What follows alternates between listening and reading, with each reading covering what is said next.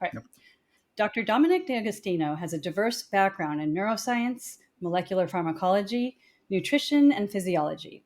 He is the tenured associate professor of molecular pharmacology and physiology at the University of South Florida, Morsani College of Medicine. He's also a research scientist at the Institute for Human and Machine Cognition. He co-hosts the Metabolic Link podcast. He co-founded the wildly successful Metabolic Health Summit annual conference, and he co-founded the Metabolic Initiative platform. And this is just the tip of the iceberg. He has been a crew member for NASA and received DoD grants to work with Navy SEAL divers. His powerful TEDx Tampa Bay talk, Starving Cancer, has well over 1 million views, and let me tell you, it is worth watching. He's one of the world's most brilliant metabolic health pioneers. We are thrilled and honored to have him as our guest on today's show. Yeah, Welcome. So I Thank just want a you. quick note to Thank everybody you. watching. Appreciate being on. I just want to tell everyone out there that this is not medical advice of any kind. It's for informational purposes only, and your medical decisions are between you and your doctor. So stay tuned till the end where we have the special gotcha fun questions that we do, and we have some viewer questions. So let's just go right away. Diane. Before we forget, please like and subscribe to our podcast because it helps us get this kind of amazing information out to more viewers who could truly benefit from this information. Right. And each year, Dom, we have you have the Metabolic Summit Conference. It's great around the beginning of the year. Could you please tell us about that? Yeah, please. Thank you for asking. I appreciate it.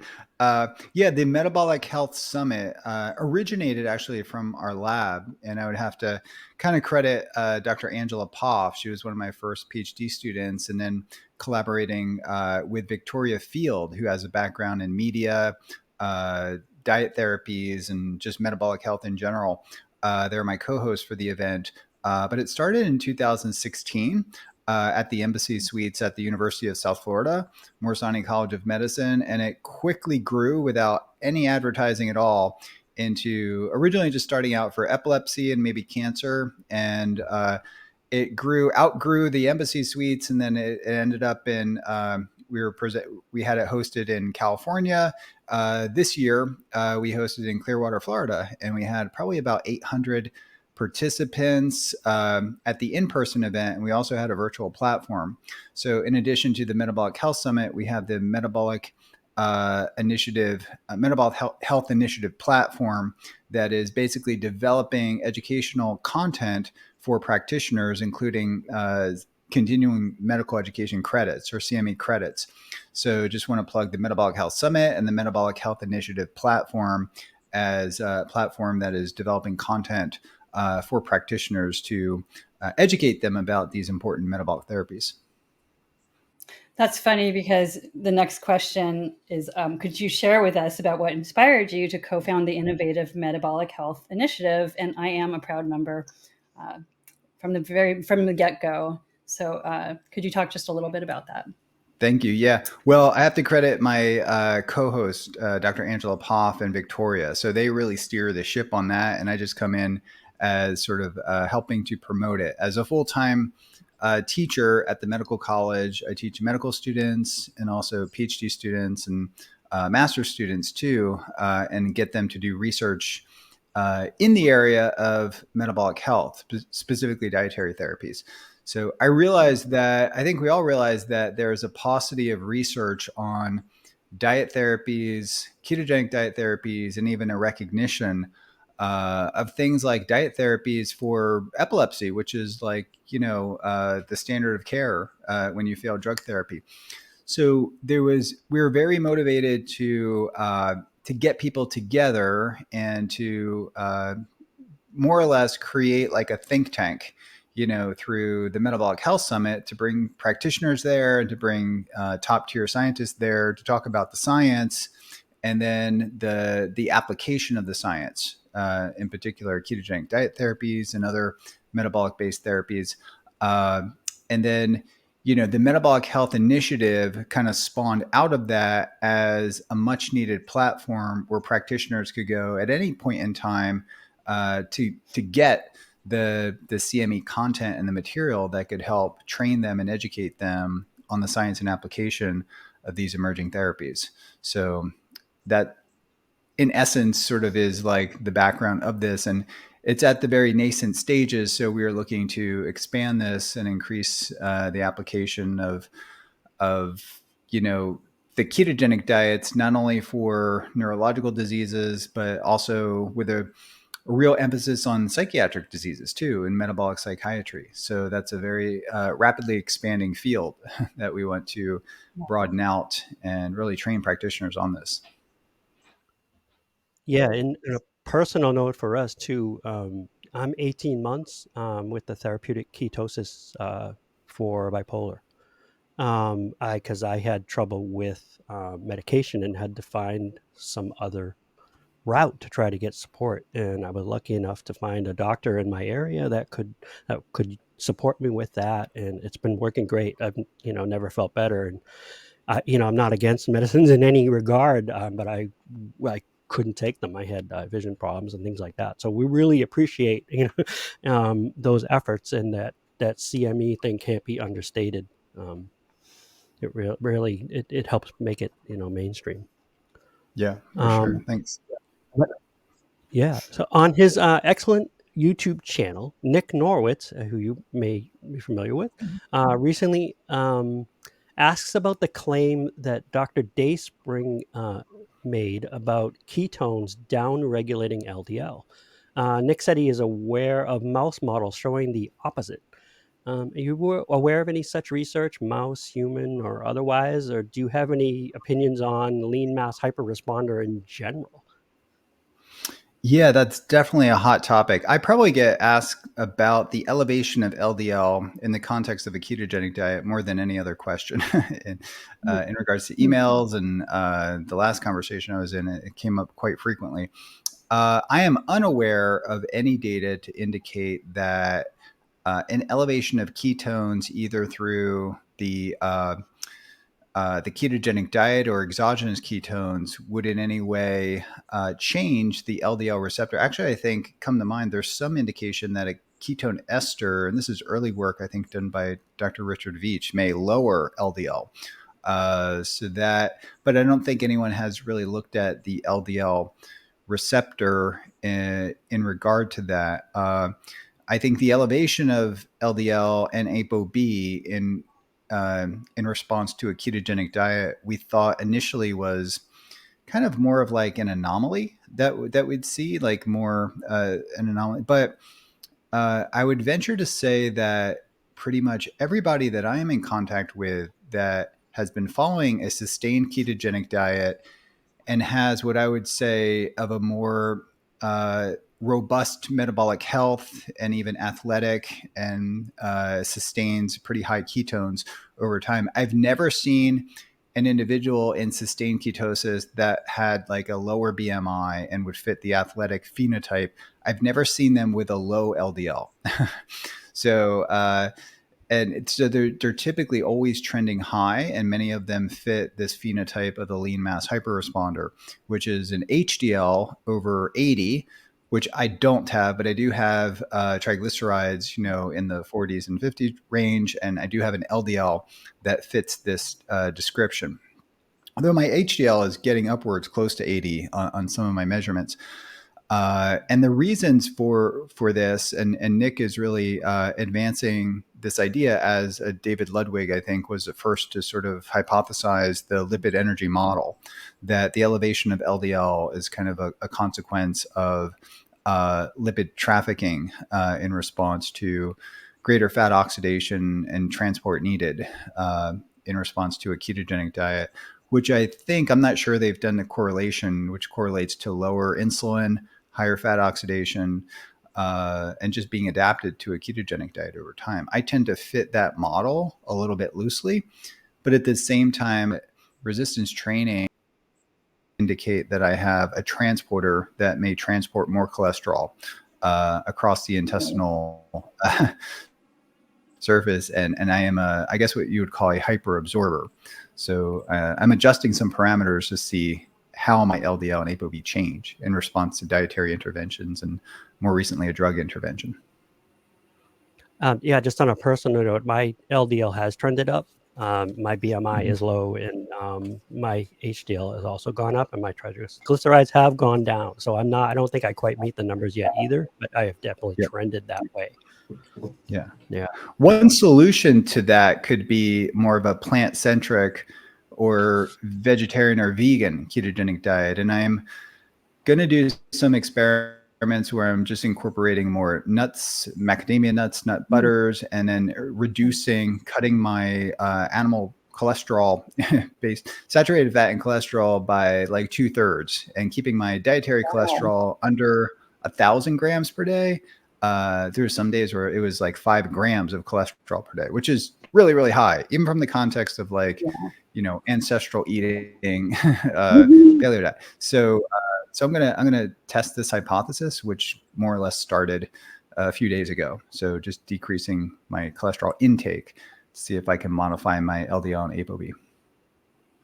Maybe if you feel like sharing, you could write about it in a future keto nutrition newsletter. I don't know if you want to.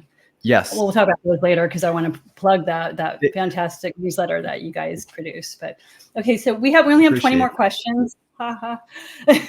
So moving on. I'll answer them more concisely. Yeah. No. I didn't mean it like that. I wish we had you for 2 hours, but maybe we'll lure you back somehow. So this question regards something close to your heart, exogenous ketones. Is there an application for exogenous ketones, if I can say it, beyond supporting those who have difficulty in getting into ketosis? Yes. So I think that, yeah. So exogenous ketones can be a good adjunct to the diet to improve, for example, glucose ketone index. And there are some people unwilling or unable to consume the level of fat or maybe reduce carbohydrates as much as would be needed to get into dietary ketosis. So, I used to shrug my shoulders and just think, well, people just have to kind of own up to it and just, hit the macronutrients that's required to get into therapeutic ketosis. But I've come across quite a few people that just have an intolerance to the level of fat that's needed to achieve dietary ketosis. So just simply incorporating, you could start with medium chain triglycerides, but ketone electrolyte salts, I think, are a great, because electrolytes tend to be depleted on low carb ketogenic diets. But incorporating these into the diet, including it with meals or between meals, can elevate ketones, help with the keto flu, help replenish electrolytes. And obviously we've done a lot of research on exogenous ketones, that they're therapeutic, even independent of a ketogenic diet intervention. So there's a lot of emerging science behind the therapeutic application of ketones, more or less as almost with drug-like effects. So these ketone molecules have antioxidant effects, they have signaling properties, they have anti-inflammatory effects, and they can change brain energy metabolism and the balance of neurotransmitters in the brain too, in a favorable way. So these are all the things that we study in the lab. So yes, I'm a big proponent of exogenous ketones. Great. Yeah. Thanks for that perspective. We usually hear, not that this is all traditional, that, it's just to get you over the hump, to get you through the carb flu and things like that. But it's nice to know that there's other applications. Wow. So fasting and intermittent fasting have become popular levers people are interested in practicing today. What does the latest science say about fasting and calorie restriction in general? Are there special considerations when practicing a low carb lifestyle that we may want to consider? Yeah, the early studies, even if we talk about epilepsy, there would be the induction phase, which typically involved some level of fasting to get the subject into ketosis fast. So fasting is the fastest way to achieve therapeutic ketosis, especially, obviously in the context of like treating seizures. And I think the same could be applied to psychiatric disorders. However, fasting is a stress to the body, and I think it's not for everybody. So I think you have to approach fasting cautiously, and maybe start with simple time restricted feeding. And for some people, that could just be 12 hours of not eating and 12 hours eating window, and decreasing to 10, 8, and even 6. For people that are underweight, I think time restricted feeding could be counterproductive, because you want to make sure that you get in sufficient amount of calories and sufficient amount of protein. Ideally, spacing the protein feedings in at least 2 different feedings throughout the day. So I did quite well with 2 meals per day for many years, but ended up actually losing significant amount of weight and even muscle over those years, just because my energy demands were a little bit high and I get caught up in work. And ketogenic diets have such a powerful, satiating, appetite suppressing effect, you tend not to eat as much as you should if you want to maintain your weight. So I'm a big advocate of fasting if the subject is healthy and they have maybe some weight to lose too. I think that could be beneficial. And fasting and time restricted feeding are important strategies for creating a calorie deficit that can help people lose weight and optimize metabolic biomarkers. And of course, fasting and time restricted feeding are ways to further elevate ketones too. So there are different tools that we can use for that. So this next question is close to my heart because I don't know if you know this, but I used to be an ACE certified personal trainer like 25 years ago. And ever since I was 16 and I tore my ACL in my knee, I've been a huge fan of weightlifting. I haven't done it much lately, but I love weightlifting because it's one of the few things in life that's really fair. Like if you do it, you're going to see results.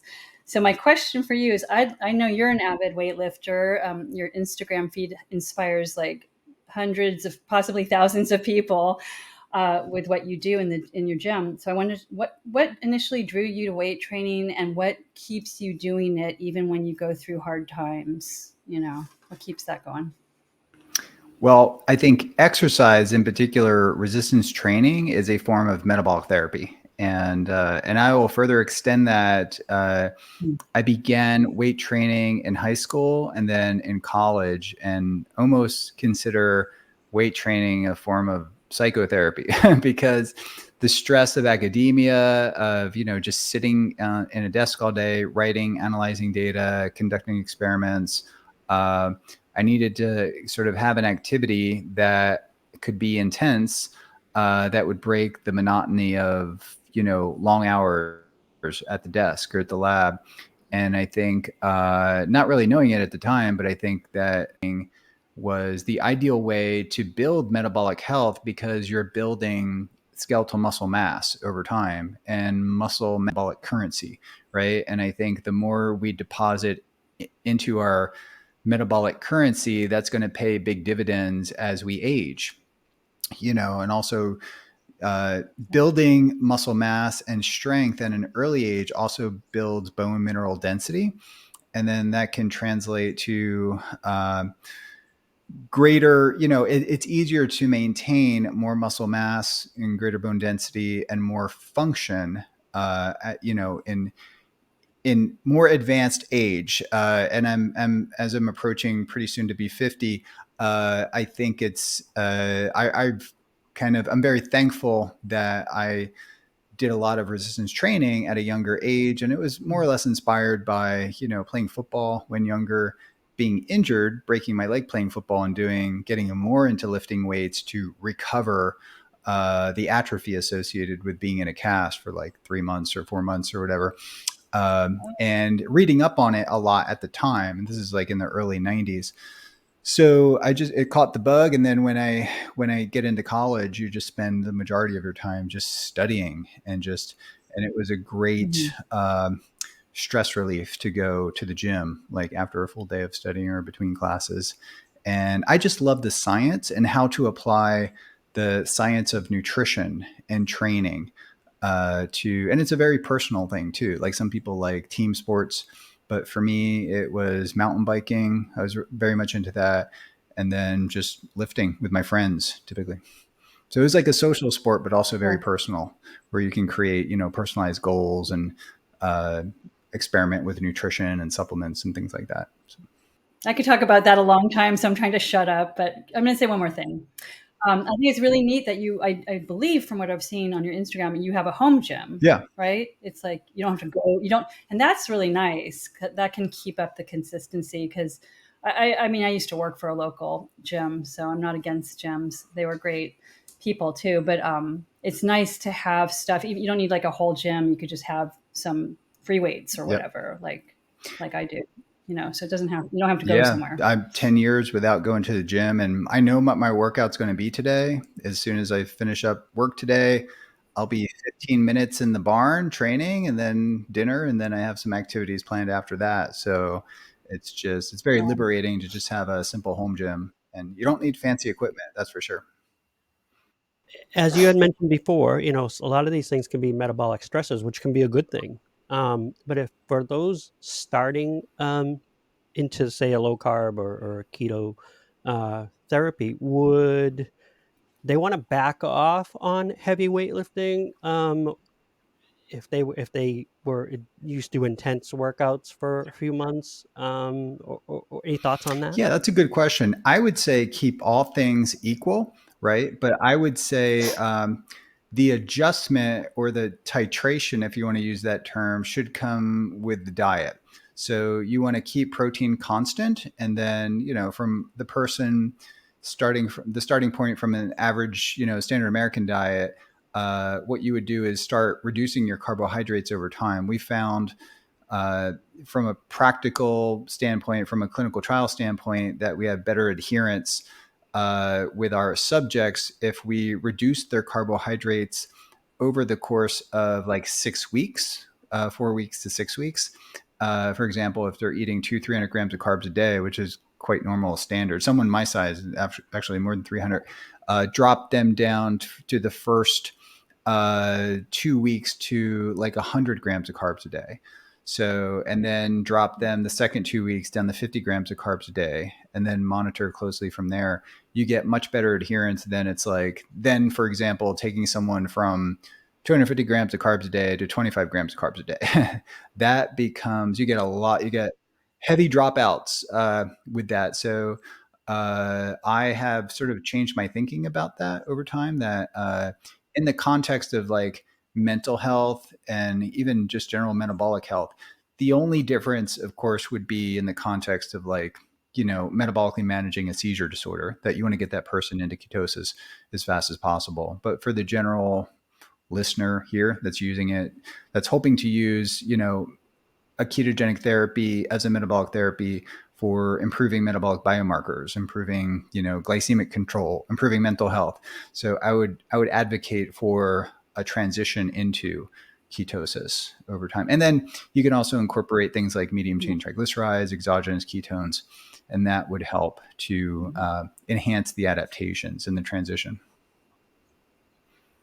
But keep your training the same. That's what I said. Yeah, yeah, yeah. And protein, and keep your protein the same for the most part. Yeah. That's great. That's a great answer. Really helpful. So, knowing how powerful a therapeutic ketogenic diet can be to support treatment, individuals like us with bipolar disorder should be working with our doctors, pardon me, to stay safe as they would with any changes in treatment. Do you have opinions on metabolic flexibility versus strict adherence to being in ketosis all of the time? Yeah, well, it's really context dependent, right? I mean, I come across some people who feel that they really need to be in ketosis some for appetite suppression, some for mental health reasons, and obviously some for managing cancer or even a neurological disease like seizures or a disorder like seizures. So I think it's really dependent upon the person. I think you're asking about continuous versus intermittent ketosis, or just being more flexible with the diet over time.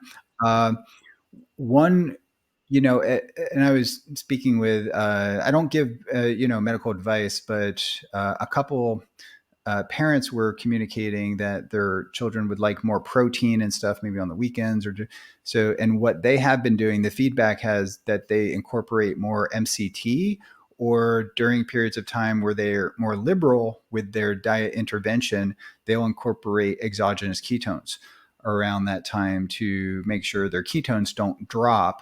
And anecdotally, or from their personal experimentation, that this has been very helpful for them or their child in maintaining seizure control, or maintaining a therapeutic level of ketosis throughout varying the diet. If they're traveling, for example, if they're at a birthday party, or if they're just typically away from home and don't have their meals all weighed out, and it'd be very important. So yeah, I'm an advocate of metabolic flexibility, and I think that's for the average person. I think it is important to have metabolic flexibility for someone who just is not going to do a ketogenic diet in general, but just following a high carb diet.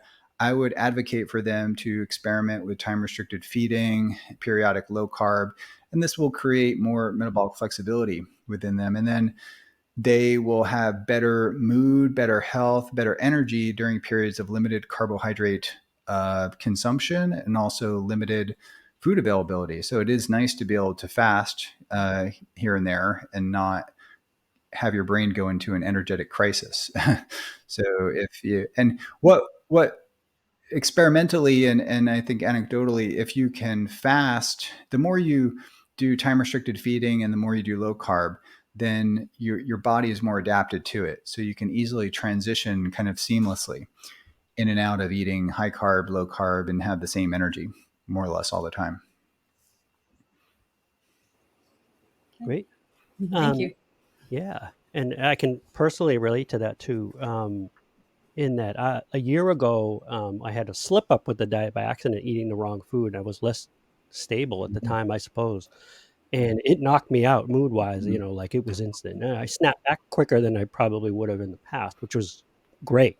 But with this new change in my diet, my ketone levels are very low, or out, technically out of ketosis. And yet I'm having the opposite experience this time.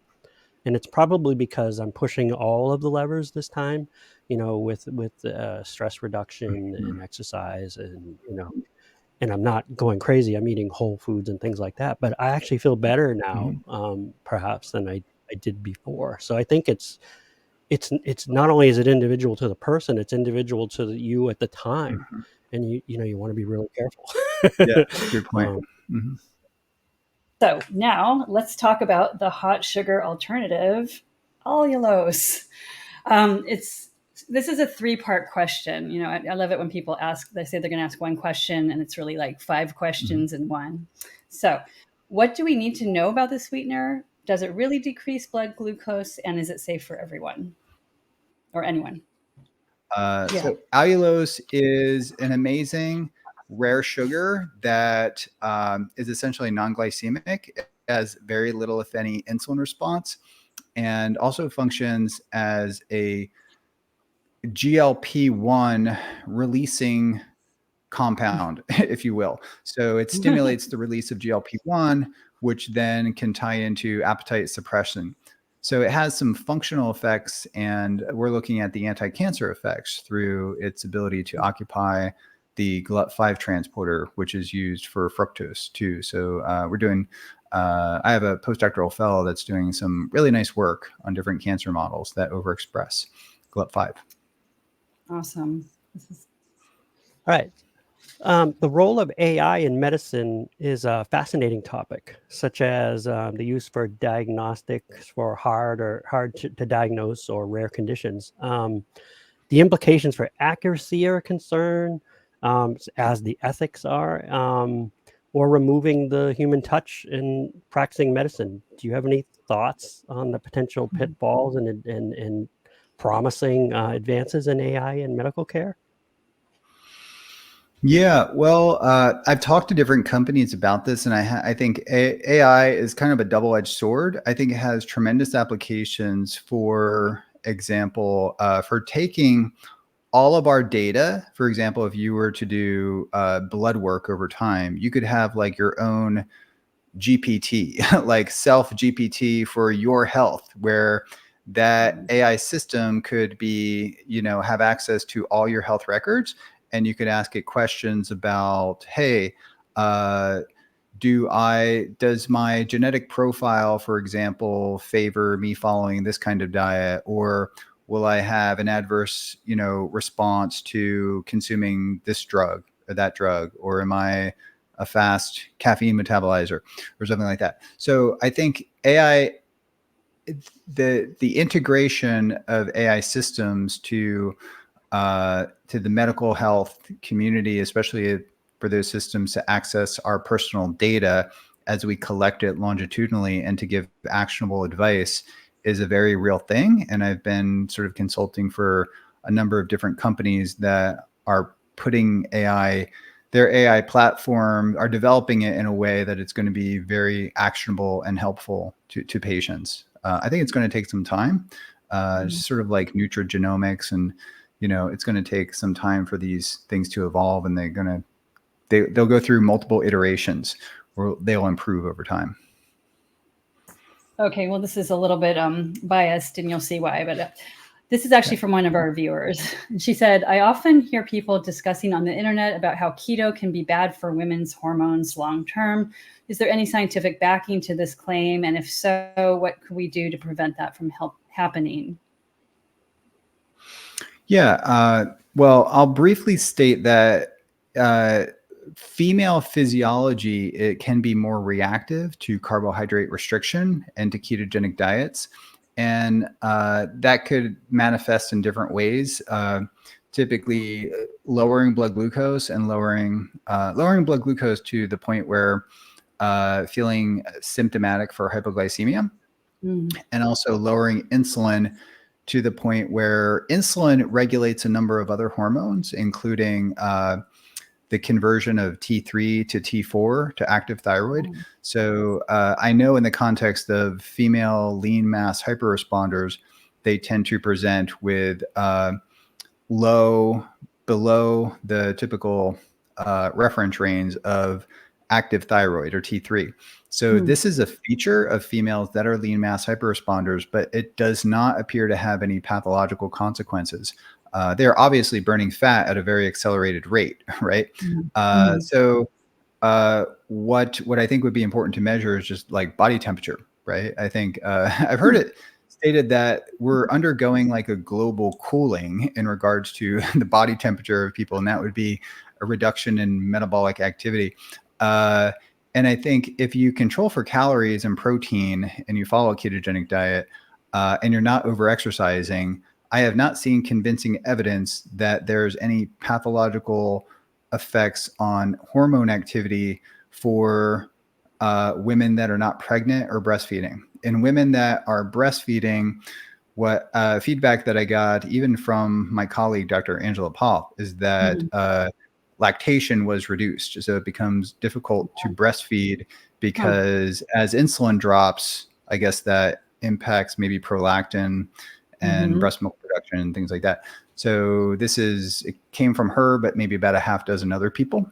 And that could just be like a survival thing. You don't want to, low carbohydrates or low insulin could be indicative of like low resources. So you don't want to, so I think it's important for women to do blood work because everybody's different. I get so many emails too about a number of women who just said they had like the most healthy pregnancy, no problems at all, continued breastfeeding.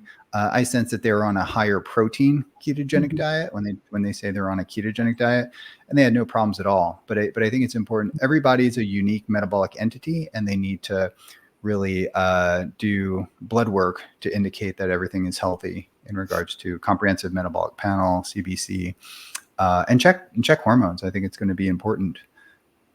That's a great answer. Thank you so much. We have a question from our YouTube channel.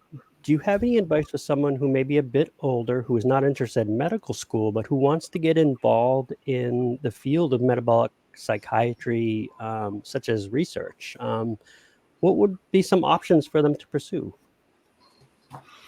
Yeah. Well, I would say it maybe depends like on their background a little bit, but they could get involved in sort of like what I call social clinical trials, where people now, for example, Dave Feldman is kind of reaching out in public outreach, getting people to who had been following ketogenic diets for a period of time, collecting blood work, for example, in people that are lean mass hyperresponders.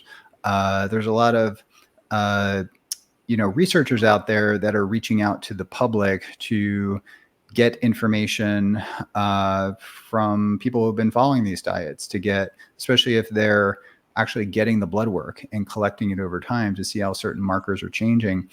If they do have more of an educational background and writing, there's always scientific writing. People who have blogs, like me, for example, and just are trying to do a lot of education outreach. They're always looking for people who are enthusiastic about this field that could potentially write articles. So, and then maybe some people who have websites pay for those articles, on specific topics that are, that their listeners want to, or that their readers want to hear about.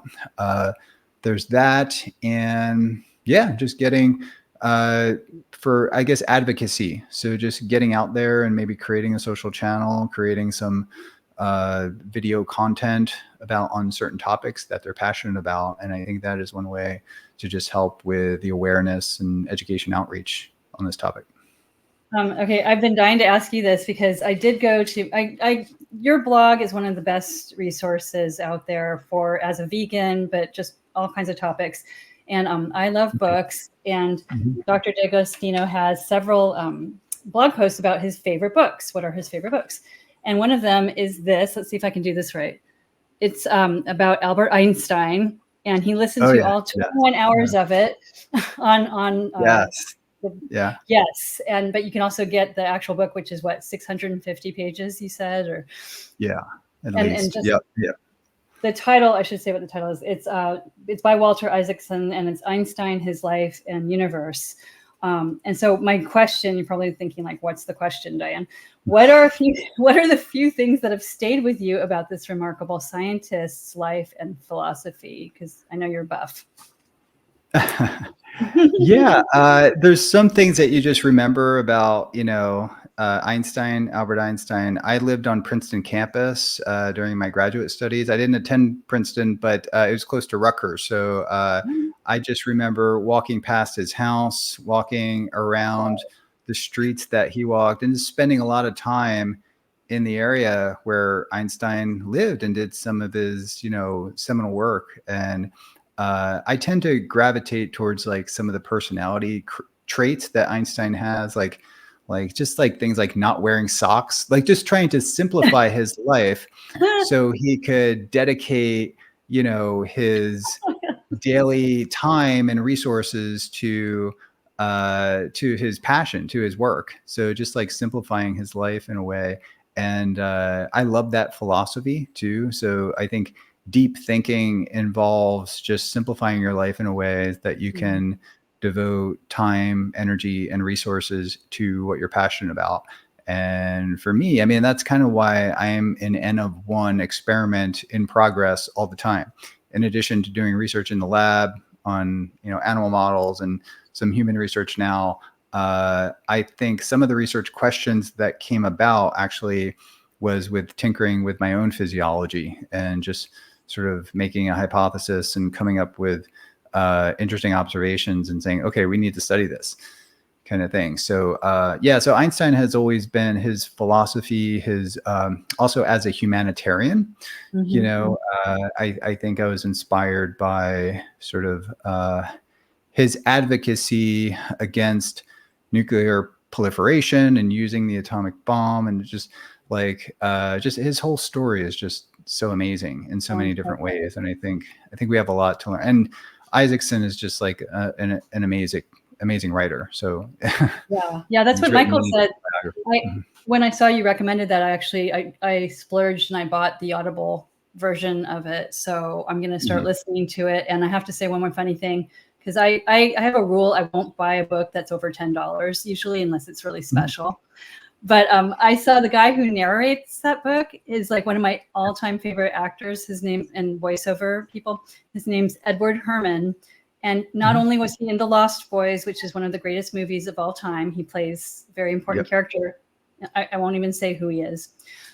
He also was the grandfather in The Gilmore Girls. So everybody out there, I want you to buy this Einstein Audible version and listen to one of my favorite actors read about Einstein. So cool. And Diane, your book is fantastic, and I have it on. It's on my shelf back behind me. So everybody out there who's listening to this, please pick that book. And it's a very personal and riveting book. I mean, it's beautifully written too. Yes. Thank you. Congratulations. Oh I know that's a huge feat to write a book. Yeah. Yes, I mean, it's like having a child. It really is. So thank you for that. Yes. You made my day. So one more final fun question. What is the favorite lifestyle thing that you do in your regular routine that you would do for the sheer joy of it, regardless of a health benefit? Yeah, good. Oh, that's an easy answer.